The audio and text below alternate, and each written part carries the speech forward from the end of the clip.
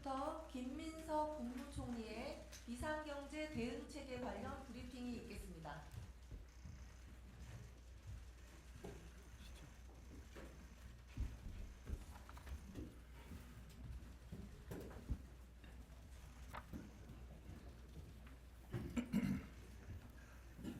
안녕하십니까. 국무총리 김민석입니다. 지난 2월 28일 시작된 미국 이스라엘과 이란 간의 중동 전쟁으로 글로벌 경제와 안보 상황이 급격히 악화되고 있습니다. 정부는 중동 전쟁 발발 직후부터 국가 안보와 국민 경제 안정을 위해 각별한 긴장감과 위기감을 가지고 상황에 대처하고 있습니다. 우선 무엇보다 중요한 우리 국민의 안전을 위해 교민 신변 안전을 즉각적으로 확보하고 외교 안보 위기 대응 체계를 강화하였습니다. 지난 3월 15일에는 범정부 차원의 원팀 협력을 통해 사막의 빛 작전을 성공적으로 수행하여 중동에 고립된 우리 교민 204분이 무사히 귀국한 바 있습니다. 또한 중동 상황이 에너지, 금융, 실물 경제 등 우리 경제에 미치는 영향을 최소화하기 위해 가용 정책 수단을 총동원해 대응하고 있습니다. 위기 상황을 틈탄 과도한 석유 가격 인상에 단호히 대응하고 소비자 부담을 완화하기 위해 석유 최고 가격제를 시행 중이며 외환과 금융시장에 대한 모니터링을 강화하고 100조 원 플러스 알파의 시장 안정 조치가 적기 시행될 수 있도록 선제적 대응에 만전을 다하고 있습니다. 경제가 어려울수록 취약계층이 받는 충격은 훨씬 크기 때문에 서민 물가 부담 경감과 수출기업 지원에 역량을 집중하는 한편 민생 안정과 경제 회복을 위한 전시 추경을 신속히 준비하고 있습니다. 아울러 국민들께서 안심하실 수 있도록 정확하게 정보를 제공하고 가짜뉴스 단속, 보이스피싱 등 민생 범죄 대응에도 총력을 기울이고 있습니다. 하지만 중동 전쟁이 3주 넘게 지속되면서 에너지와 원자재 부족 등 중동발 경제 영향이 확대되고 있습니다. 이제는 상황 장기화에 대비해 최악의 상황까지 포함하여 범정부 차원의 선제적 대응 체제를 한층 강화할 필요가 있습니다. 어제 3월 24일 국무회의에서 대통령께서는 민생과 경제 산업 전반에 발생할지 모를 중대한 위기에 대처하기 위해 비상대응 체계를 선제적으로 가동할 것을 지시하셨습니다. 정부는 비상한 상황에 맞춰 비상하게 대응하겠습니다. 대통령 주재 비상경제점검회의를 최고 컨트롤 타워로 해서 국가 역량을 결집해 나가겠습니다. 이를 뒷받침하기 위해 정부에서는 총리를 본부장으로 하는 비상경제본부를 두고 범부처 원팀으로 대응해 나가는 한편 이와 별도로 청와대에는 비상경제 상황실을 가동할 것이고 상세한 내용은 청와대에서 별도로 브리핑할 예정입니다. 총리가 본부장인 비상경제본부는 기존의 경제부총리 주재 비상경제장관회의를 총리 주재로 격상하면서 확대 개편하는 것이고 경제부총리는 부본부장으로 실무대응반을 총괄하게 됩니다. 비상경제본부 회의는 중동 상황 전개에 따라 개최 주기를 탄력적으로 운영하되 당분간 주 2회 개최하겠습니다. 매주 1회는 본부장인 총리가 직접 주재하고 나머지 1회는 부본부장인 경제부총리가 주재함으로써 급변하는 상황에 기민하게 대응하고 각 부처와 분야별 대응에 빈틈이 없도록 유기적 연계를 강화하겠습니다. 비상경제본부 산하에는 복합 위기 상황에 대한 종합적 대응을 위해 경제 분야는 물론 복지, 외교 분야를 망라한 5개 실무 대응반을 운영합니다. 거시경제 물가 대응반은 경제부총리를 부본부장 겸 반장으로 하여 거시지표 점검과 물가 안정에 총력을 다하겠습니다. 에너지수급반은 산업통상부 장관이 반장이 되어 유가 및 원자재 수급 상황을 실시간 모니터링하고 필요시 적기 조치를 강화하겠습니다. 금융안정반은 금융위원장이 반장을 맡아 금융시장 변동성을 24시간 모니터링하고 시장 안정을 위한 선제적 대응책을 면밀히 준비하겠습니다.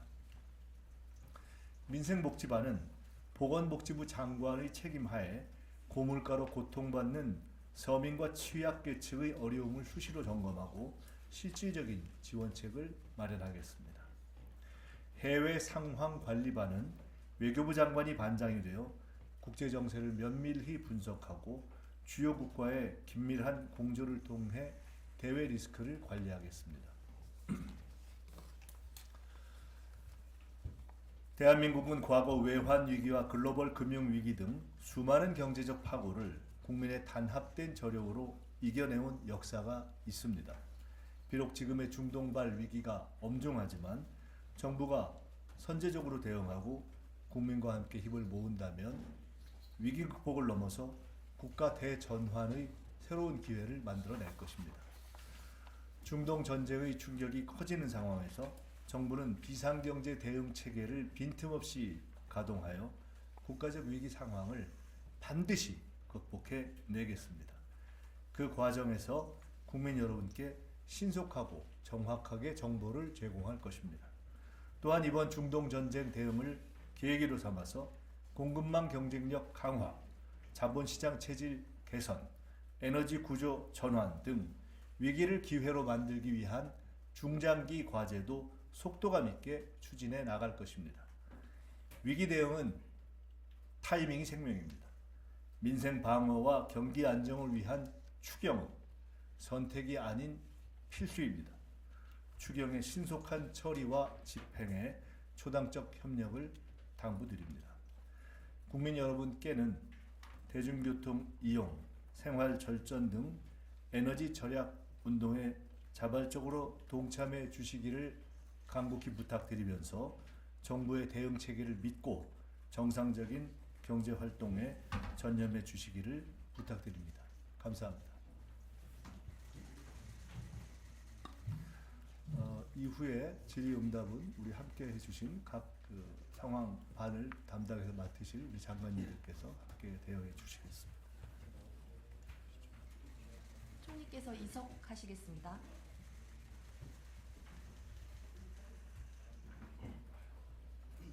그럼 비상경제 대응체계 관련 브리핑은 마치고 이어서 발표와 관련된 질의응답 시간을 갖도록 하겠습니다. 질문하실 기자분께서는 손을 들어주시고 소속과 이름을 말씀해 주시기 바랍니다.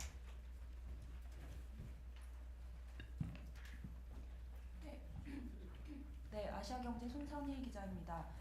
그 첫 회의가 언제 시작되는지 질문을 드리고요. 그리고 지금 여기 컨트롤 타워는 대통령 주재 비경 점검 회의라고 되어 있고, 또 총리가 본부장을 맡는 비경 본부 회의가 또 있고, 또 청와대 비상경제 상황실이 각각 가동된다고 설명 주셨는데 그 기능과 역할이 어떻게 구분되는지 설명 부탁드리겠습니다.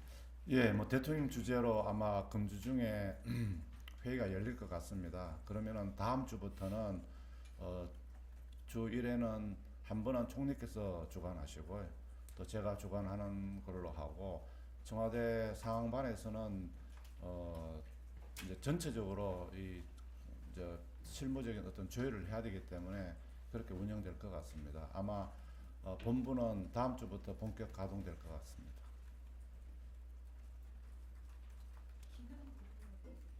예, 기능은 대통령 주재에서는 큰 전체 그림을 그리고 그걸 또 실행하기 위해서는 내각에서 본부를 운영하고 있고, 총리 주재로서는 또 각 반별로 또 코디네이션하고 또 거기서 결정적을 제가 또 실무적으로 이행하기 위해서 하고, 그래서 굉장히 촘촘하게 이 구조를 짜서 어디 한 군데라도 누수가 생긴다든지 또는 또 챙겨지지 않는 부분이 없도록 하기 위해서 굉장히 촘촘하게 이렇게 짰다는 말씀을 드리겠습니다.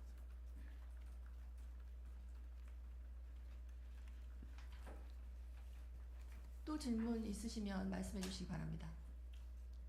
뒤에 남자분부터 먼저. 네, 남자 기자님. 네, 여성종합뉴스 백수열 기자입니다. 네. 일반적인 질문 좀 드리겠습니다.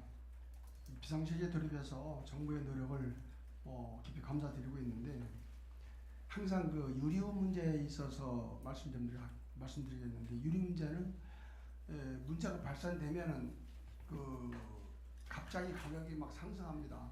그다음에 또 정부에서 어떤 대책이 발표되면은 살짝 내리려고 하다가 완전 멈추고 있고 이 서민 경제 완전히 발목을 잡는 건데 정부에서는 사전에 이거에 대한 대책을 세워놓는 길은 없는지 설명 좀 해주십시오.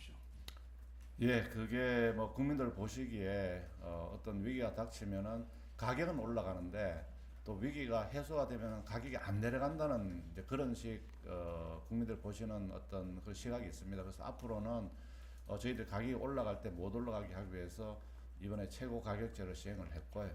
아마 이게 정상화된다면은 정부가 적극적으로 시장을 모니터링해서 시장에서 어떤 위기나 또 궁핍을 이용해서 부당한 이익을 얻는 그런 일은 최소화되도록 정부가 모니터링하고 그런 부분에 대해서 담합이라든지 이런 부분이 있는지를 철저하게 챙기겠다는 말씀을 드리겠습니다. 앞으로는 하여튼 그런 부분이 최소화되도록 해나가겠다는 말씀을 드리겠습니다. 네, 감사합니다. 안녕하세요. 저 SBS 김혜영 기자라고 합니다. 그 두 가지 질문을 드리고 싶은데요. 우선 중동 전쟁의 향후 전망이 어떻게 보면 이제 비상경제 대응 체계를 효과적으로 가져가는 데 있어서 아주 중요한 핵심 요인일 텐데요. 현재 정부는 어떻게 그 중동 정세 전망을 어떻게 보고 계시는지 말씀 부탁드리려고 하고요. 두 번째로는 그 이란이 그 국제 해사기구 회원국들에게 서한을 보내서 자국과 사전 조율을 거친 비적대적 선박에 한해서 호르무즈 해협 통과를 허용하겠다고 밝힌 걸로 알려졌는데요. 혹시 한국 선박에 대해서는 어떤 조치를 취한다는 이란 측의 입장을 혹시 전달받은 바가 있는지 궁금합니다. 예, 첫 번째 질문에 대해서는 정부는 이 중동 상황에 대해서 긍정적인 시나리오, 그다음 부정적인 시나리오 다 토탈을 해가지고 어쨌거나 하여튼 하루라도 빈틈이 없게 하겠다 하는 그런 자세로 이렇게 중첩적으로 대통령님, 그다음 총리 주재하시는 회의, 그다음 제가 하는 회의, 그리고 전체적으로 조율하는 또 청와대 모니터링 상황반 이런 식으로 총체적으로 해서 하루라도 저희들은 빠지는 어떤 누수가 생긴 일이 없도록 하겠다는 그런 생각을 가지고 있고요. 뭐 두 번째 부분에 대해서는 뭐 저희들이 외교부 장관님이 좀 상황을 좀 설명해 주시면 더 정확할 것 같습니다. 다시 한번 말씀해 주세요. 네, 그 이란이 국제 해사기구 회원국들에게 서한을 보내서 자국과 사전 조율을 거친 비적대적 선박에 한해서 호르무즈 해협 통과를 허용하겠다고 밝힌 것으로 보도가 되었는데요. 혹시 한국 선박에 대해서는 혹시 이란 측의 어떤 입장을 이란 측의 그 기본 입장은 지난 월요일 저녁에 제가 이란 아락치 외교장관과 통화하면서도 전달을 받았습니다. 그러나 문제는 그것이 아니고 과연 호르무즈 해협을 통과할 수 있겠느냐, 이란 측의 그 보장이 모두에게 가능한 것이냐, 여러 가지 복합적으로 다 점검해야 될 것 같습니다. 그래서 지금 그것에 대한 판단을 내리기는 좀 이르다고 말씀드립니다. 예, 그러면은 마치도록 할까요? 질문 없으시면 네. 이상으로 기자 브리핑 마치겠습니다. 감사합니다. 네, 감사합니다.